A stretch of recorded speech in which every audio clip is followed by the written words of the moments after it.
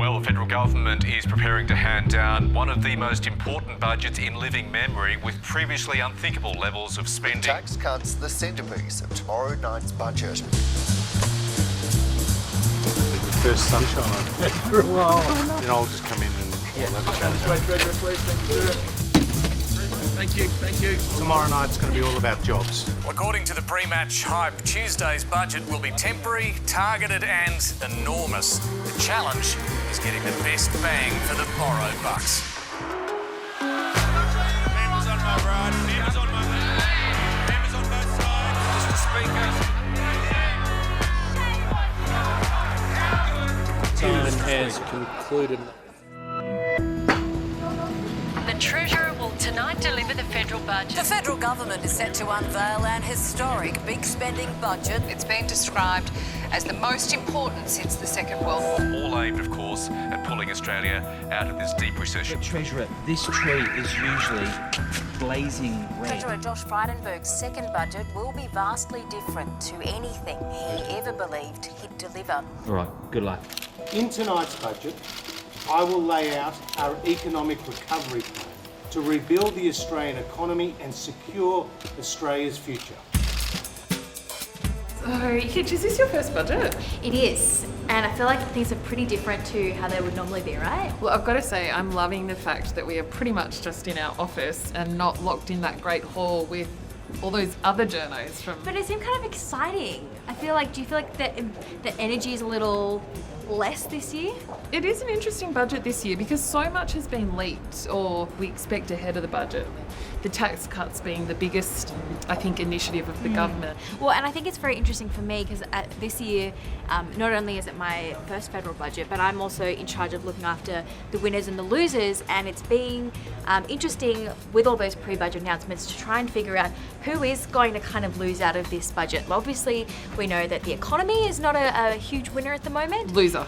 Definitely a loser, but you know, the government is sort of poised to be really splashing cash in a bid to get it sort of going again. So we already have a pretty good idea of where that money is going to go. I guess the finer details is what we're going to figure out in the next couple of hours. Well, I just saw the clock. We haven't got long to go. Good luck. You too. The lockup will commence at 3:30 p.m. and is due to finish around 7:30, technically when the Treasurer starts speaking. You have agreed to not publish, transmit, release, disclose in any manner budget information until the embargo is lifted. Got it. Thanks very much. So we've got deficits, of course, as far as the eye can see. Total, $480 billion over just the next 4 years. Debt to near 1 trillion, 966 billion. It's gobsmacking. Guys, who wants to chat? Hi Greg, hi Andrew. Well, it's interesting to see how much you're pumping into business and business investment. To jobs. To jobs. And there's a couple of major tax initiatives for business. So the only way's up from here. Yep, this is a plan Optimistic for the future. for the economic recovery, and this budget is all about building our economy, securing our future, and getting more people back to work. Thank you.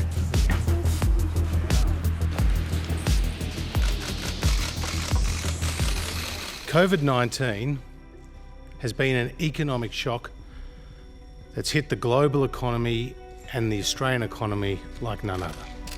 Most of the fiscal support is aimed at giving businesses the confidence to invest in their future growth and success.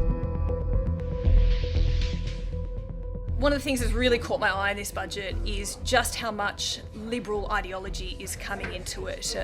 The Coalition is really relying on businesses to drive this recovery. As much as there's government spending on payments, particularly around welfare payments and wage subsidies and foregoing revenue and tax incentives, it's all aimed at helping businesses employ more people. This is not the response to depressions of old where governments wheeled out direct employment through major nation-building projects. There's none of that in this. It's very much relying on the private sector to do the heavy lifting in getting people back on the books. So this is very much a Liberal Party recovery plan. 1920. The estimate is for 1 million jobs to be created in 4 years. But first, here's the Treasurer, Josh Frydenberg. Here we go. Australia has not been immune. Our economy has been hit and hit hard. Instead of a surplus, the Treasurer has tonight delivered Australia's biggest deficit in decades. It is extraordinary that the Conservative side of politics is embracing this level of deficit and debt, given their brand identity for so long has been about fighting debt and deficit. This is ABC, isn't it? Can we treat the Australian public like adults and agree that both during the global financial crisis and today, using debt, deficit, government spending, fiscal policy to cushion the economy are responsible economic policies? Well, we've always been responsible in responding to this crisis. Treasurer, I'm asking in comparison to the GFC. It was responsible when Labor did it and it's responsible when you're doing it today. It's a legitimate tool of economic policy. Well, fiscal policy is always a legitimate tool of economic policy. The government has racked up $1 trillion of debt, and yet still we've got unemployment too high for too long.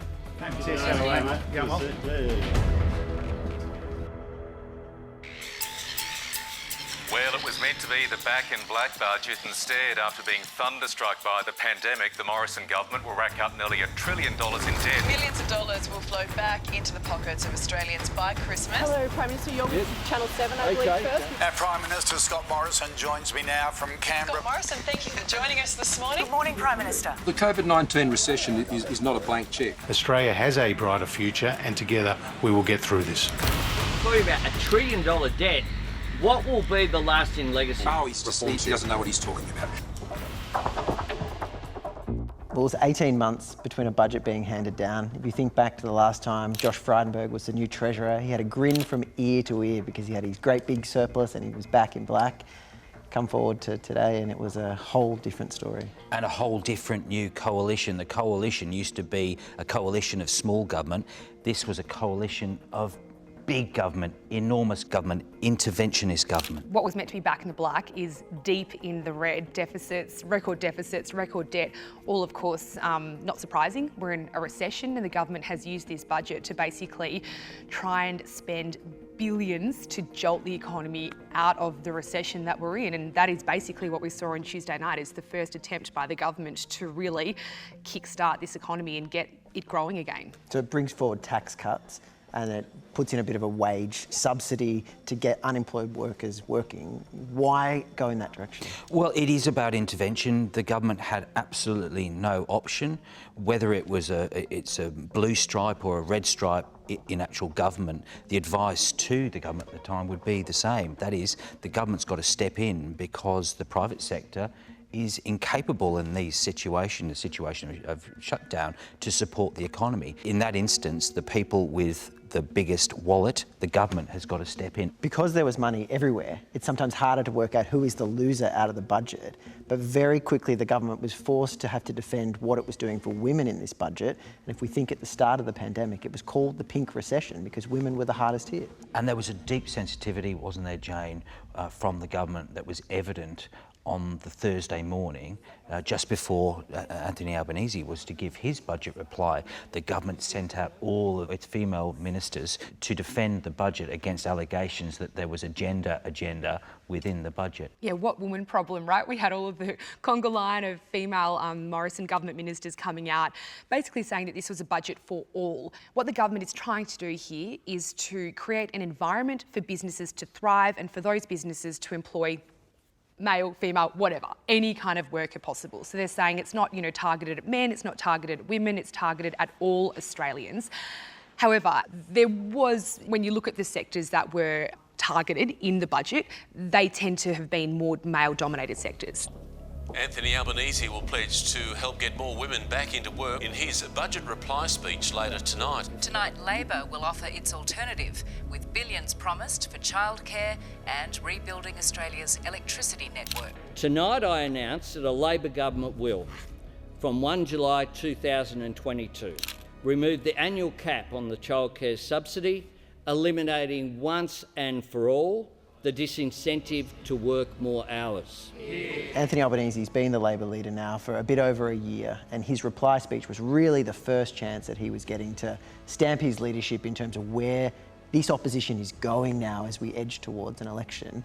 And he decided that women was going to be the heavy focus right at the centrepiece of that speech. Yeah, this is a really big moment for Anthony Albanese. As you say, he's been Labor leader for more than a year, yet this is his first budget reply speech because the last one got delayed. Now, because of the pandemic, he's in effect been kicking into a 10-goal wind. It's very difficult for an opposition in these circumstances to actually be seen, let alone heard. But here he was, primetime television, given at least half an hour guaranteed time on air to deliver a new pitch, to actually shape his economic narrative.